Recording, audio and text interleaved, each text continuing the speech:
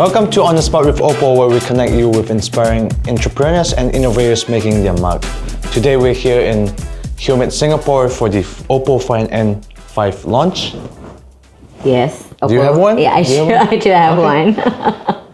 So we're very happy and honored to have here with us today Desy Bachir. Hi. Thank you very much, Dan. To start, could you share a bit more about yourself and your professional journey? Okay, sure.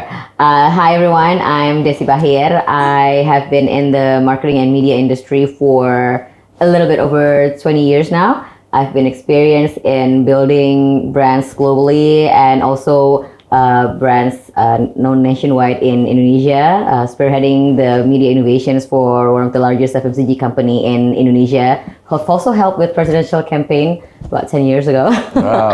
Yeah, I started out my entrepreneurial journey with spearheading the influencer marketing trend in Indonesia, and now I am currently in one of the leading media groups in Indonesia, carving strategic partnerships, business expansions in between the units, and also very passionate about creative economy through my role as co-chair in IdeaFest.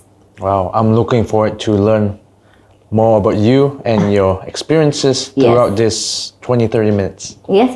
Thank you very much. Looking forward to it. Yeah. Good, very good energy coming from you, Desy. You're excited about the launch tomorrow? I'm very excited about the launch. I've got my first try-on on the device, and I'm excited to know more tomorrow at the launch, and you should too. Yeah. And you're now part of the Finders Club, Yes. which brings together entrepreneurs and professionals, executives. How has your experience been so far?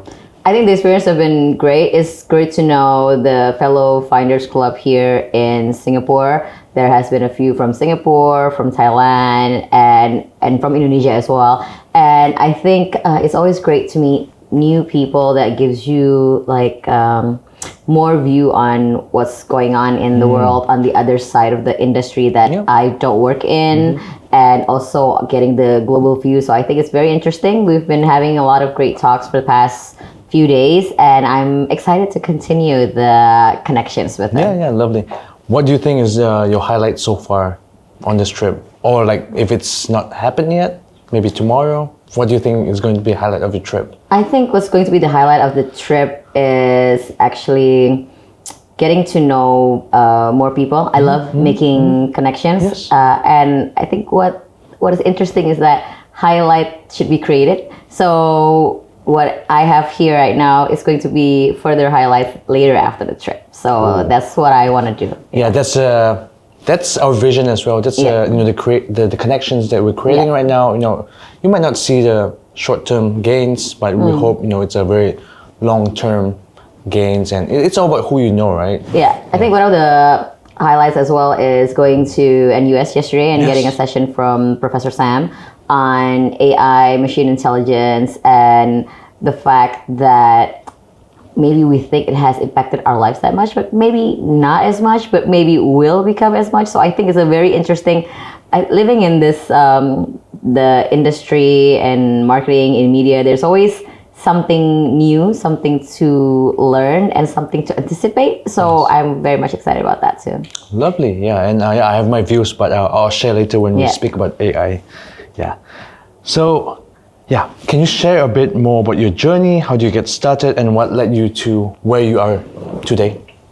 So I started my career 21 years ago, 2004.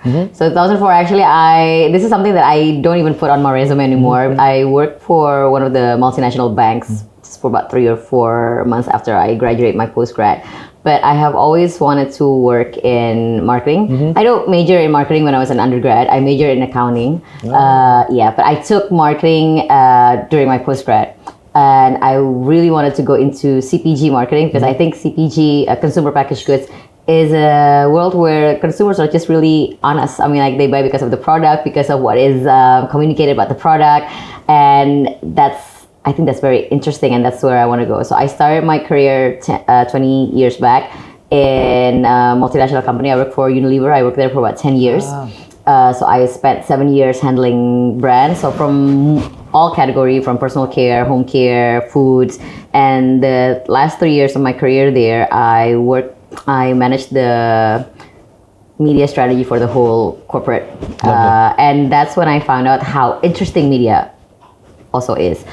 In 2000, I joined 2011, and that's the start of the digital rise in Indonesia. So digital media, digital advertising, and such. And it's very interesting. And I spoke to, we have like a lot of external third-party partners, and I'm very excited to see, oh, there are so many, I don't know, like white spaces, blue oceans, if you call it. Yep. It's very interesting, and I think it's no longer interesting for me to go back to brand. So that's why I was very excited. Also, I left the company and started my own business with some good friends of mine. And then we entered the marketing consulting world. And then a year after that, I started a new venture on influencer agency. It wasn't even called influencer back then. We just still call it KOL. KOL. KOL. It's still called KOL now, but so influencer wasn't even a term. It's interchangeable, right? Yeah, content creator and whatnot. But 2015, the term influencer didn't exist. Yeah. So I found that venture with another good partner of mine, which actually used to be my agency. So we started that, and 2018 we merged with a few other companies, and then we create like a bigger influencer agency company. And 2019 we got invested by one of the leading media companies in Indonesia. So after that, the company became like a holding group for many other things. So not just the influencer agency, but also a few production houses, the one that produces like award-winning films and series, and also we have an experience business or live events divisions as well, which one of it is IDFS, the Creative Economy Festival, Creative Industry Festival for that matter. So I think that's how it started, and then now I work on the holding group, managing the alignment between the subsidiaries of the media group on how we can create like better solutions for our business partners. So I think it's come a long way, but I think that every step that I take somehow takes me here to the media, still in the marketing industry, media, and the creative economy field, which I am very passionate about. Yeah, I mean, you have extensive experience in marketing, media strategy, and branding. So how has the marketing landscape evolved over the past 20 years? It has changed a lot. I mean, like if you speak to people who have just entered the marketing world, say maybe five years ago, they would not understand the pain that the 20-year ago people had endured. I mean, maybe not the pain, the joy, because you only have like I rephrase that, the joy, because we only have very limited touch points. Yes. Very limited. You can just like either TV, or billboards, radio, out of home, print, events. That's it. Now we have like so many, and maybe plus digital. But digital is only like one or two platforms. But now we have so many. The consumers are getting more and more niche. They get more and more selective. They get smarter and smarter. So I think that's how it has evolved. The touch points have become much more various, and I think now the interest point has also become much more various as well. I like how you mentioned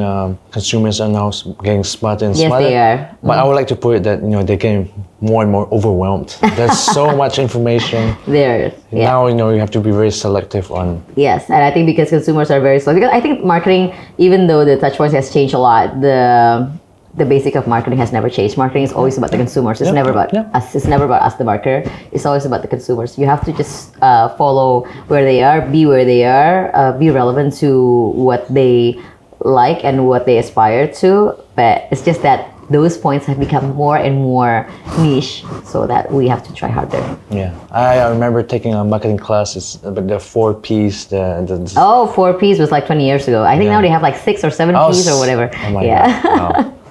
Wow. So it's getting more, but not cutting. Yeah, exactly. Gotcha. Yeah, and Desy, what do you think are the biggest challenges and opportunities in fostering innovation in this space, in the marketing space? I think the biggest challenge about being creative, being innovative these day and time is that because there has been so many innovations and everybody is so creative, so that you have to like go steps ahead, and I think that's harder than ever before. Resources are available very easily. We have AI these days, we have GPTs and whatnot, and that can help people like pull things out. So I think what really would matter is that how one is actually willing and put the time to be actually creative and innovative, because it's so easy to claim that you're creative, you're innovative, while you're actually just copying and modifying. Using some trending idea. Yes, that's right. Yeah, because I think the trend now, even in content, people always talk about like content jacking. But like I mean, like how many content are you gonna jack? How many trends are you gonna jack? At the end of the day, probably you have to still think about how to create that trend. Something new Instead of just jacking. I like to think of this as music. It's like for me personally, I'm a 80s 90s music guy, be it like Mandarin or like English songs. Eagles, Guns N' Roses. Yeah. Oh my God, Eagles. That's not even 80s. It's like 70s, is it? also. Yeah, but my point is, they say like, the current music, is not as good as what it's before, it's the classics. But with marketing, do you feel that it's because the people in the old days, they've already used like the songs, the tempos, the rhythms, that, what's out here right now is just there's so much accumulation of what's done in the past. It is. I've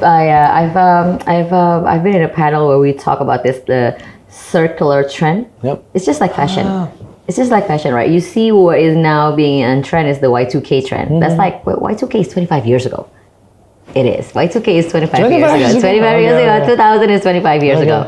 So, and there's also that trend in terms of marketing. I saw something like, this thing. And then I was like, but, my brand team did that like 15 years ago. Wow, but it's becoming circular. So I think also people should also think that sometimes it's okay to look back and create something out of it. But the trend is now going circular for a lot of things, and to some certain extent I don't think it's bad, because you reach out to different audience as well, right? Like 15 years ago, the one I reached out 15 years ago, probably now it's not relevant, and now it's becoming a totally different audience. Definitely. But then you can't really say that you're not being creative as well. You're being innovative for that, but just acknowledge where it came from. Sometimes I see people like, this is a new trend, but I'm like, I do your research, dude. I mean, like, it's been around for quite some time. I think it's really hard.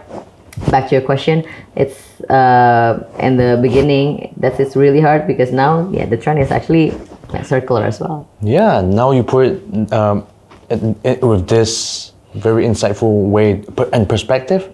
It's not linear; it's a circle, right? It's circular. It's like fashion. I think people understand it more when I refer it as fashion, because fashion is circular. Yeah. And when we were, I think, in the year 2000, we also followed the 70s, right, with the bell-bottom. The trumpet. Trumpet and such, right? And then in the year 2025, we go back to Y2K. So it's like circular. Very. Yeah. Now you put it this way, it makes much more sense now. Yeah, and you've had a very diverse career.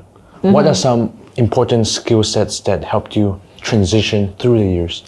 Well, I think it would be adaptability and agility, because I think being in media, marketing, creative economy, you always have to stay like relevant despite of your age.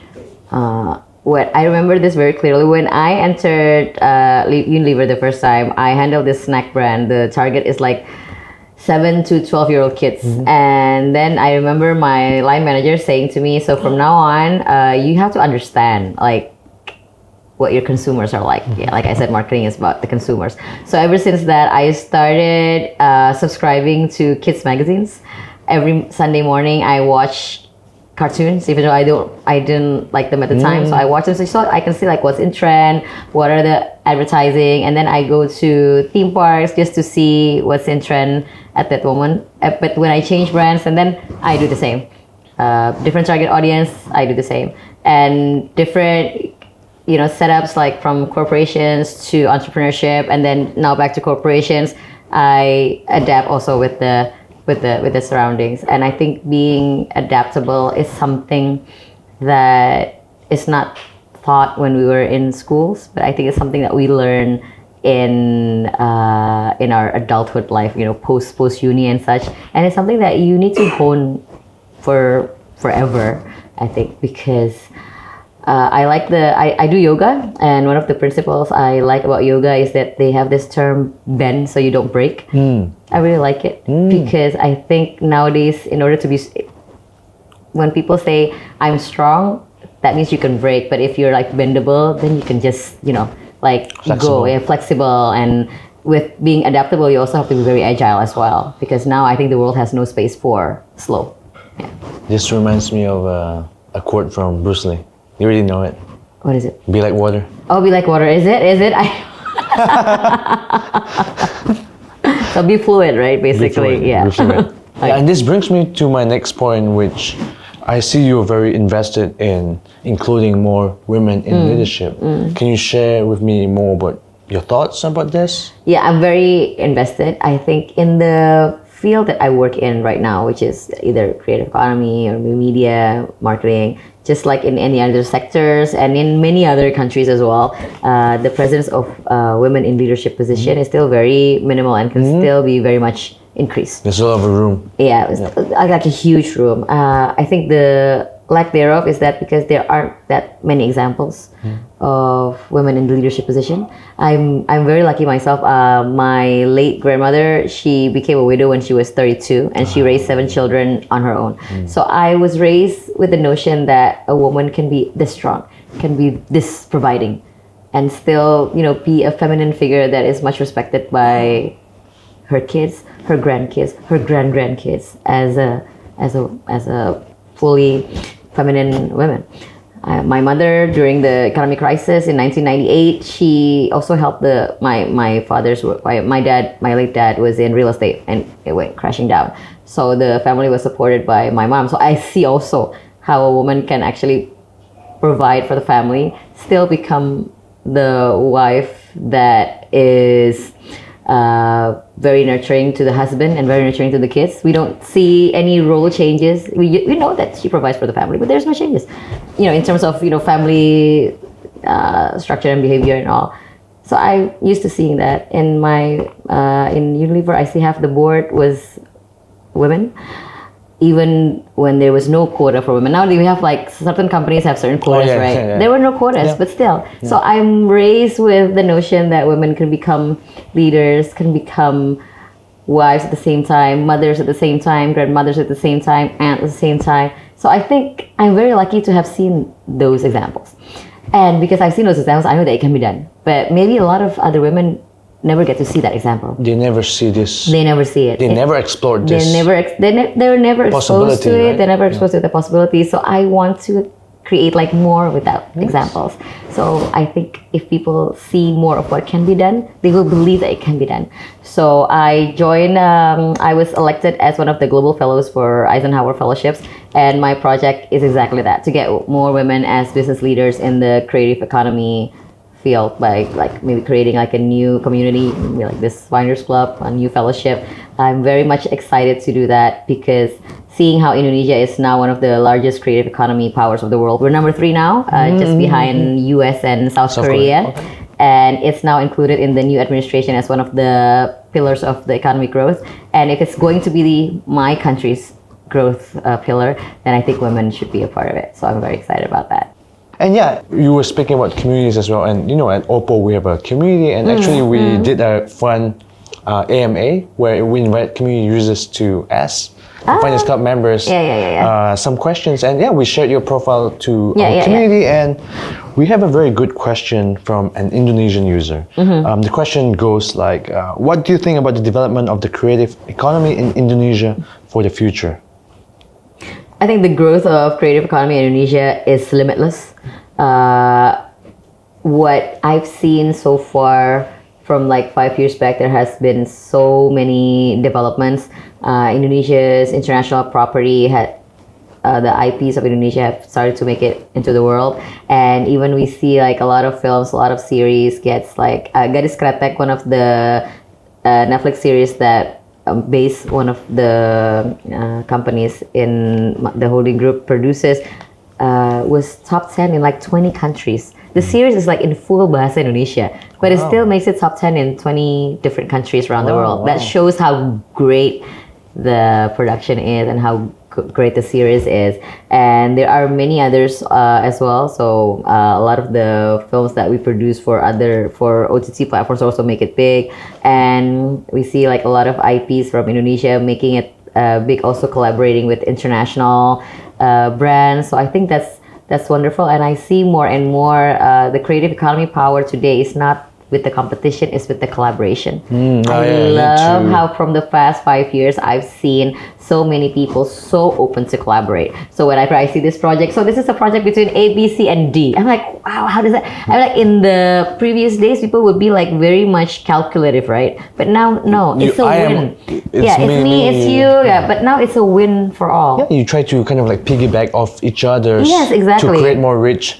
Going back to the point that we made, like, information is out there. You need to create like more touch points. Exactly. And to be very honest, I mean, like with the current situation, we cannot do everything on our own. It's it's very heavy. I don't think one can just do the heavy lifting on one's own. I mean, you do the heavy lifting together. I think that's how the creative economy in Indonesia is going to grow even bigger, even further, is that when people are very open to collaborations. I'm very excited about this whole collaboration thing. Unless you are the vision Sam Altman sees. He sees a one-man show, a one-man company that is valued at like $1 billion powered by AI. Yeah. Maybe. I love these insights that you're sharing with me right now. And then this brings me to the point, we were at the AI workshop yesterday. What were some of your biggest takeaways? I think the research that Professor Sam has been doing for the past almost a decade also proves that AI is not here to replace human. Machines cannot replace humans. They have errors, but we humans have the ability to actually train the machine, train the AI to make less mistakes and do more for us. I think a lot of people are getting threatened with AI, but it's not the AI you should be afraid of, in my opinion. It's the people that has skills to leverage AI. Utilize AI that you should be, quote unquote, afraid of. Because when AI becomes, I think this is one of the quote that we discussed yesterday, when AI becomes the norm, then those who do not know how to use it properly or refuse to use it at all would be left behind. There will be disadvantage. It will be disadvantages to them, Yeah, and with AI, I mean, there's the excitement, the optimistic part, but what are some of your fears on AI? I think some of the fears on AI is, we spoke about this in the beginning, how people should not be lazy in innovating, in creating, right? I hope that this doesn't happen, but there's also a tendency that when everything is made easily, readily available for you, then you become lazier in trying to find that something new. You cannot rely on it. So I think that, and also the issue on credibility, maybe a brand safety, because it's so easy. I mean, like for my aunts and uncles who are, sometimes they send me these videos and I can't believe he said this, but this is AI. I think that is, so the ethics of it is also something that people need to be really careful on, and I think the government should also, every government should also regulate this somehow, and there needs to be a control over that. Yeah, I mean, fake news used to be in text now, and then it advanced to pictures, and now it's video. Usually we relate video to like real, right? Like real, exactly. Now it's so easy. I mean, like, and I think for us who are trained to see it, we know that, oh, this is not real. But for those who are not, and then they see it, it's like, Yeah, it's like that polar bear has like 19 fingers. And then they say, oh, these kittens, they can actually make sushi. They cannot. They cannot make sushi. Those kittens cannot make sushi. I want a cat. I want a cat chef. But that doesn't exist. This brings me to the point. There's this famous content where is the cat hands like making food. That's actually fun, but not like actual videos of like cat making sushi, right? Yeah, it's been so advanced these days. And Desy, over the years, I'm sure you've gotten a lot of like career advice. Yeah. But what was the most impactful career advice you've received and helped change your journey? Yeah, I think I've had a lot of great career advices, and you asked me in the beginning what led me to where I am right now. I think it's also thanks to my great leaders who have helped shape me and all.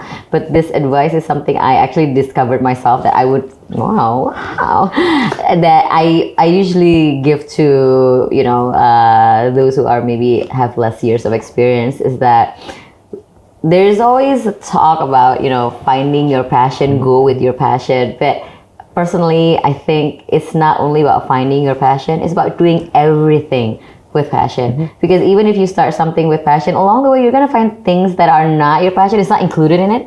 And if you say straight away that something is not your passion, then you block the way. I think I rarely say no. So no to opportunities, right? So I say, okay, let me find out how to make it work, right? So I might start it not passionate about that certain thing, because I do it with so much passion, I end up liking it and being very passionate about it. And I think one of the great things that you need to remember also, one of the key things that you need to remember also, is that of course it's wonderful to do what you love, but loving what you do is just as important as doing what you love. Wow. But were there any points in time where there's something that you're like, no, I'm very sure I wouldn't like it? Yeah, usually I give it a chance, and then after I fail in doing it, and then I say, see, I told you I can't do this. Yeah. So I think I was once, there's this business unit that needs like an interim CEO, and I don't do management, it's not, but then, yeah, well, there's nothing else, I have to do it. And then afterwards I decided, oh no, it's not for me. So I think that's it. And I think, and for I'm sure the community has many leaders also in their community as well, right? I think one of the best advice I've received in terms of leadership is that good leaders, great leaders, they pass on the glory and take the blame. They don't take the glory and pass the blame instead. So I think as a leadership, you have to be a servicing leader, where you actually pass the glory to your team, and then if there's any blame, then it's yours, not the other way around. Yeah, you kind of lead by serving, I believe in leading by serving and example. So yeah, lovely. And one last question to end this series of podcasts. What value do you see in being part of the Finance Club community? I think the value that I see, again, is the connection to fellow Finders Club, and to see the industries that they're in, be it the same or similar to mine or very different, and looking forward to collaborate, because I think connection means connection is good, but at the end of the day, in this day and age, if you want to be innovative, if you want to be creative, then what can we collaborate on to actually create those innovative and creative move in the future? Yeah, well, I hope, since it's like a long-term opportunities, I hope something works out with fellow Finance Club members. Yes. Desy, thank you for your time. Thank you for your time. It's an honor to have you, and it's been very insightful. Thank you very much. You're very seasoned. Thank you. Oh, thank you. I'm very old. Oh, thank you. Thank you very much. Thank you. Bye.